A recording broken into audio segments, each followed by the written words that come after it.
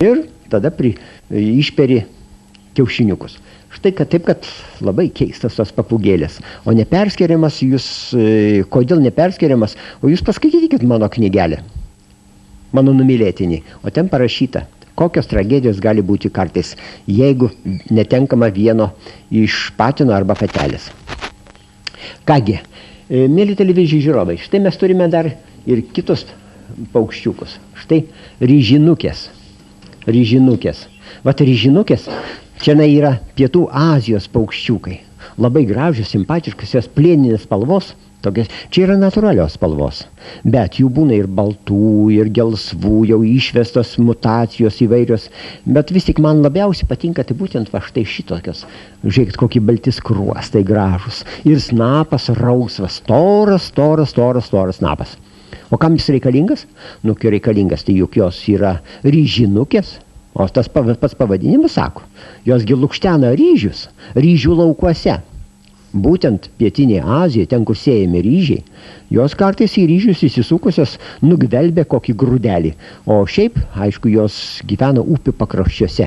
Ir tenai, kaip matot, vat joms rinkilėlis yra.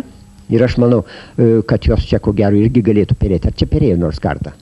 Perėjo ir gana sėkmingai. Buvo 2 vados po 5 jauniklius. Bet šita pora peri pirmą kartą ir kol kas jie dar šokius atlieka, jie dar nepradėjo perėti, bet ruoši. Mėly televizijų, aš tos šokius pats mačiau, kaip čia šok. Oi, kaip gražiai šoka tuoktuvinius šokius, kad jūs pamatytume, kaip patinas taibosi, kad, klausyk, vos ne polonezą šoka. Klausykit, ir ryžinukės priklauso jau prie pusiau domestikuotų paukščių.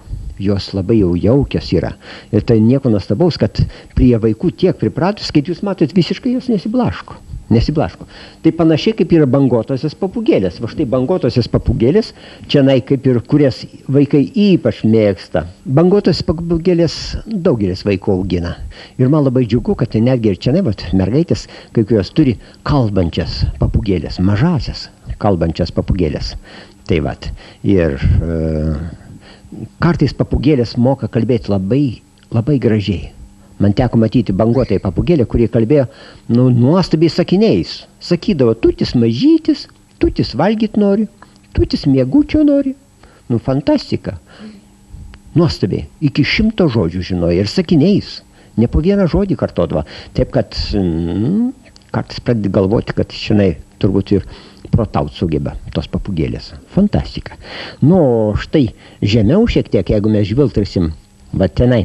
Japoniškosios amadinos dažniausiai būna margos. Margutėlės. Pasižiūrėkit, va štai jos, tai yra pilviukas baltas, dugarytė ruda, dėmėta. Jos gali būti ir šviesiai rudos, ir tamsiai rudos, ir visiškai baltos. Jų spalvinė gama yra labai įvairi, bet dažniausiai ruda. Gamtoje tokių paukščiukų nėra. Iš viso nėra. Jos išvestos yra iš visai kitokios, kitaip atrodančios nendrinės amadinos, gyvenančios Pietų Azijoje, net ne Japonijoje. O japoniška pavadinta todėl, kad japonai domestikavo štai šią amadiną. Tai yra smulkus paukščiukas, grūdlėsis, snapas storas, kaip matote. Ir įdomiausios jos yra tuo, kad jos yra puikios auklės. Japoniukės, kaip vaikai vadina jas, yra labai geros auklės, nes jos ir išperi kitų brangesnių, žymiai gražesnių amadynų ir netgi astrildų, tokių pat grūdlėsių paukščiukų kiaušinius ir išmaitina jauniklius. Taip, kad čia yra nuostabios auklės, japoniškosios amadinos arba paprasčiausiai japoniukės. Mano rankose yra albumiukas, kurį jaunieji gamtininkai pamėgo. Čia albumiuke reikia suklijuoti viso pasaulio įvairiausius mažylius, paukščiukus, žvėriukus. Čia daugybė visokiausių gyvūnėlių yra, ir kuriuos galima nusipirkti paketėliais, štai mažylių, ir suklijuoti. Vat, atvirai pasakius, kas, o jau šitie mažyliai nepaprastai nuostabus, nuotraukos puikios. Ir va štai šinšiliukiai, ir varliūkštė čianai, ko tik čia nėra, laputė, fenekas, Afrikos, Saharos dykumos ir šuniukų visokias veisės. Nu tikrai labai gražus albumiukas. Ir štai vaikai jau turite albumikų. Kas turite iš jūs? Pakelkit ranką. O, beveik visos. Beveik visos mergaitės, va štai turi tos albumiukas ir jau suklijavote. Kas daugiausiai iš jūsų turi? Kas tu? Aš 110. 110. O Monika kiek? Aš tiksliai neatsimenu, bet man atrodo 35. 35 vaikai. O čia yra 180. 180 paveiksliukų su nuostabiausiais žvėreliais, paukšteliais. Štai pas mane albumikas suklijuoti visi. 180. Ir kągi, 180 vaikai nusipirkė šituos paketėlius, jie įvairių randa ir tuos, kuriuos jau turit, ir tų, kurių neturit. Tai tada jūs ko gero pasikeičiat, taip, tarpusavyje. Pasikeičiat ir tada suklijuosit visus, o tada bus premijos, atsiųsit į redakciją ir tenai gausit prenumeratą, vienu žodžiu. O jeigu kam labai nesiseks, tai tada galime nusiųsti į redakciją ir 25 atsiųs jums tų, kurių trūksta. Va štai, mėly vaikai, atvirai pasakius, čianai daug yra labai įdomių nuotraukų. Labai daug. Kokių tik tai norit. Aš manau, kad jūs čianai kiekvieną, jūs turite, taip? Tenai. Vat Monika, kurias iš čia turi? Aš tokį ir tokį turiu. Tokį ir tokį. Guanako ir okapija. Okapija, tai vat kokia graži jaunikliukė. Čianai Afrikos džiunglių. Labai nesenai surasta iš viso. Šiam šimtmetį surastas didelis žvėris, žinduolis, suprantate, surastas beveik mažiau kaip prieš 100 metų. O Guanako Pietų Amerikos, čianai kalnuose gyvenantis, nuostabus žvėriukas, minkštavilnės, iš jų, kai sakant, kilusios yra ir lamos, ir kitos, kai sakant, alpakos.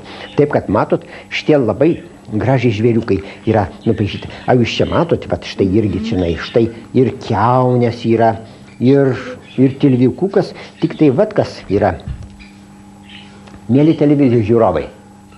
Atvirai pasakius, va štai šitą visą, kada albumą užpildai, kada pasižiūri 180 įvairiausių, gražiausių žvėriukų, tada paaiškėja, kad čia nuostabios nuotraukos, bet parašai po jais, atvirai pasakius, tai vertėtų kažką tai geriau padaryti. Kodėl? Įsivaizduokite, aš daugiausia klaidų radau. Daugiau ne kaip bet kokiam leidinį kitam. Aš radau čianai net 18 neteisingai užrašytų po paveikslais užrašų. Ir labai kartais ištisai nesąmonės netgi būna. Nu kągi. Vat štai galiu vieną, kai sakant, aš jums netgi nurodyti. Štai parašyta, kad ančiasnapis tai yra toks paukštis, kuris deda kiaušinius ir pienu maitina jauniklius. Vat koks paukštis. Nu va, mano mėly vaikai, jeigu kas surasite netikslumų šitam albume, kada suklijuosit jau, aišku, savaime, tai štai, jūs lauks premija. Kas daugiausia suras, aš sakau, radau 18. Kas 10 paveiksliukas neteisingai užrašytas. Neteisingai užrašytas. Nuotraukos labai puikios. Tik tai po joms užrašai yra visiškai netikę. Nu, galiu dar vieną pasakyti. Pavyzdžiui, tilviko jauniklis puikiai nufotografuotas. O parašytas, kad tai yra baltasis gandras. Kaip jums patinka? Nu va. Taip kad, va suklijuokit tuos paveikslėlius ir kas daugiausia surasit netikslumų, nu kągi, praneškit man laišku į TV3 ir langu į gamtą parašykit, kokį netikslumą jūs suradot. Gerai? O tada matysim.